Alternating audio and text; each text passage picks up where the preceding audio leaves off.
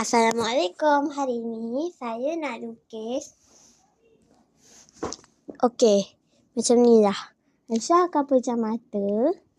Serius pejam mata. Aisyah janji. Lepas Aisyah akan random.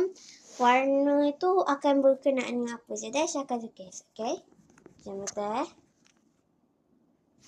Warna koko. Warna koko apa ya? Okey, jom kita lukis.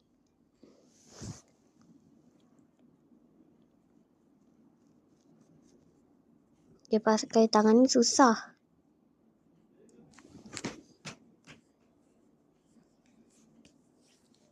Sebab kalau tak ada warna hijau, tak payah tambah daun dia.